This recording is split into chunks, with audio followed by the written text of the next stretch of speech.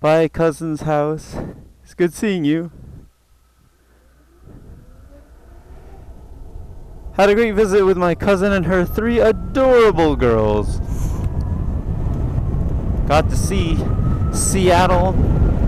Got to hang out with family. It's a rejuvenating and refreshing weekend as I start the last leg of my journey to all 48 states.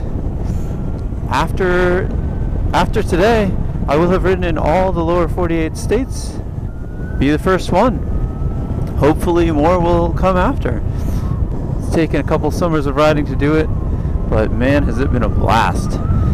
So, on to Oregon. Let's do this. Hello, body of water to the east of Seattle. This bridge is fun because it is right on the water. I'm about 5 feet above the water, that's it. So you get a sense of being on a boat while you're crossing the bridge. Here I am in a bridge that proclaims Seattle, portal to the Pacific.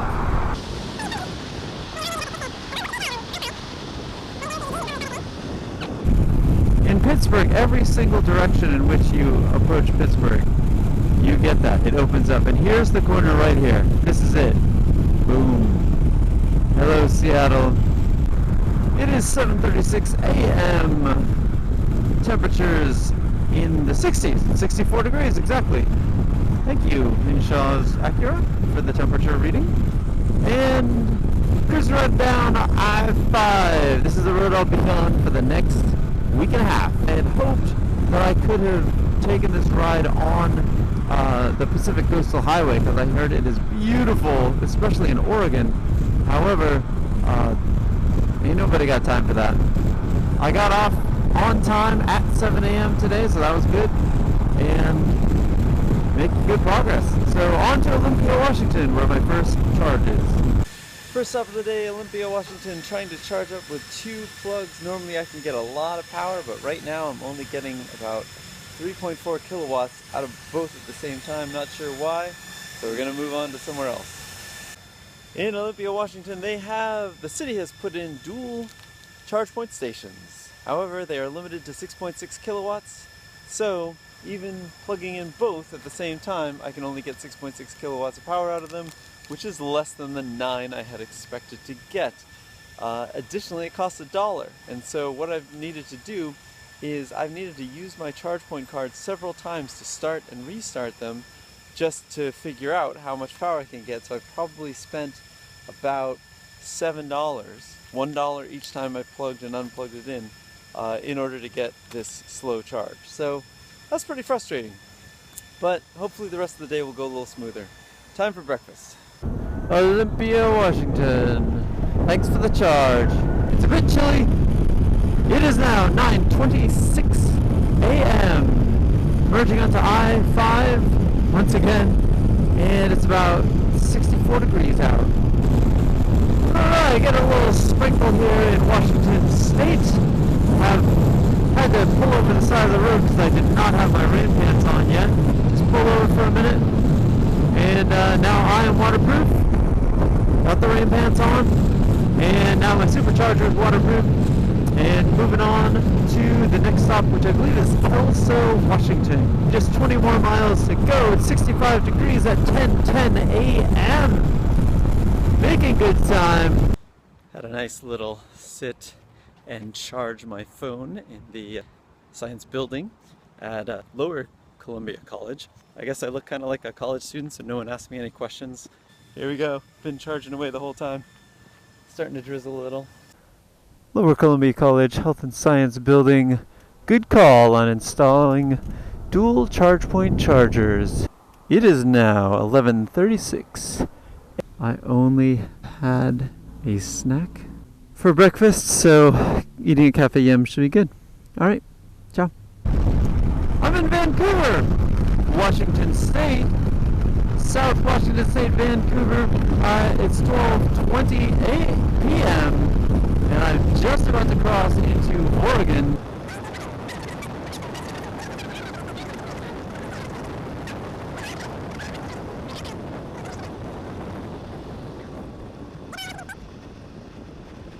Hello, Oregon. Yes!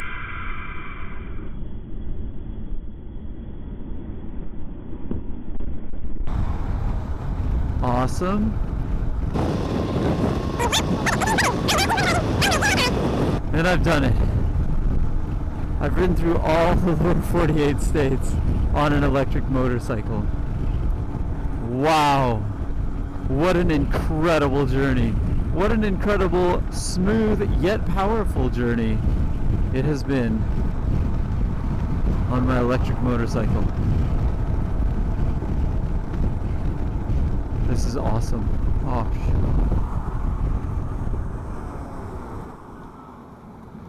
let's see if we can get that sign. Alright, first charge of the day in Oregon, third charge of the day overall. After starting in Seattle, here we are, green lights. Looks like it's working. Everything's coming up nicely, and I am really hungry, so I'm pretty excited that this is at a place called Cafe Yum! Exclamation point. Problem solving at its finest. So I had a little problem. My L-cons were working, my supercharger was not working. I've used these before and they did work. So the fans would come on, but nothing happened. I'm at Cafe Yum. I want to be here. So I called an RV park nearby. They said it cost $5.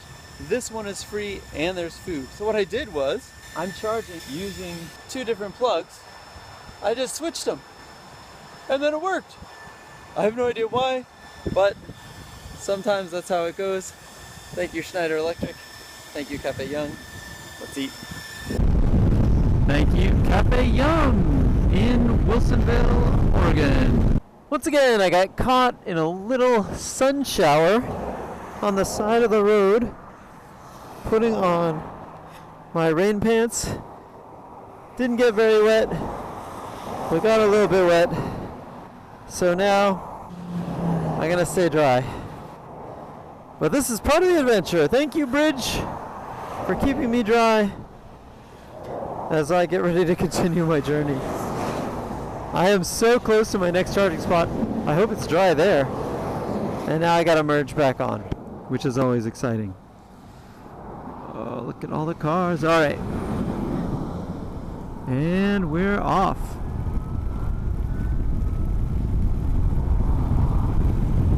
Let's go.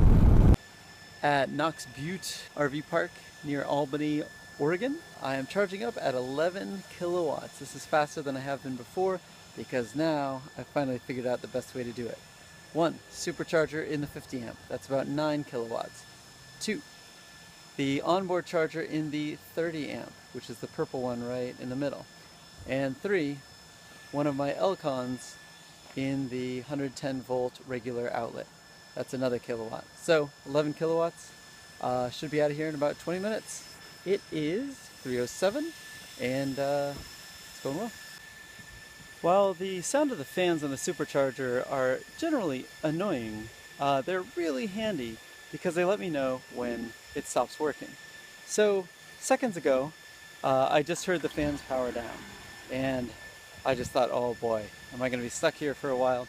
So what happened is I blew the breaker tripped, and then the number on the meter actually disappeared too. So I was kind of concerned that I blew out their breaker. I just flipped the switch, let it sit for a little while, cool down, turn it back on. And so one of the benefits of the supercharger is I can turn it down. So it was at 8.5 kilowatts, now it's at 7.5 kilowatts. That way I can make sure that I don't blow the breaker again. So, not a big deal, but kind of exciting. Okay. This is the SRK? Love to hear from you. Nice. Now I go down here? Yep. Okay. Oh wow, the regenerative braking is strong. Alright, so we got variable regenerative braking. The Arcimoto SRK, 3-wheeled electric vehicle.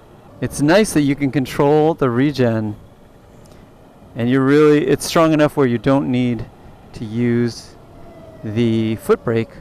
Throttle is on the right hand like a normal motorcycle.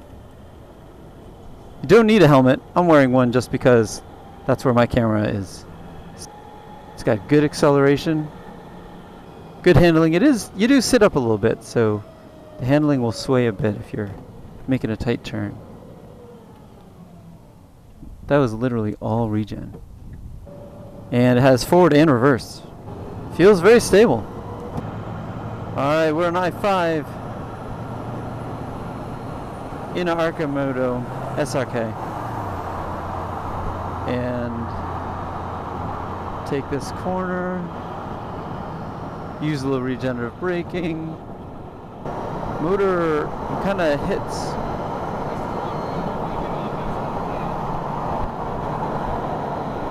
Oh. Doesn't have quite as much power at the top speeds, but you feel comfortable on the highway. In Eugene, Oregon, where I just took a really fun test ride of the Arcimoto SRK prototype 3-wheeled electric vehicle. It's pretty sweet. Had a nice time. Got to meet pretty much everyone who works at Arcimoto. Really nice team of people. We had a great conversation before I took my test ride, and now they invited me to a party going on at a local restaurant. So it's about dinner time. I'm kind of hungry and I have a little bit of time to spare, so I'm gonna go ahead and spend some time hanging out with the guys. So it'll be good, but I gotta find my way first. Thank you, Arcimoto guys. Just had a great time chatting with the engineers at Arcimoto. They make a cool product. Check them out at arcimoto.com. A-R-C-I-M-O-T-O. It is now 7 p.m. and I'm leaving Eugene, Oregon after having a great pizza party time with the Arcimoto guys.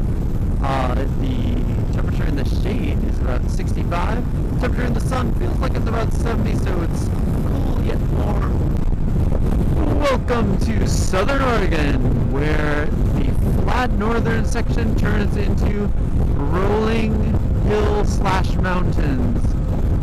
Smells have been glorious. Smells like pine, very strong smell of pine, and it's really beautiful out here.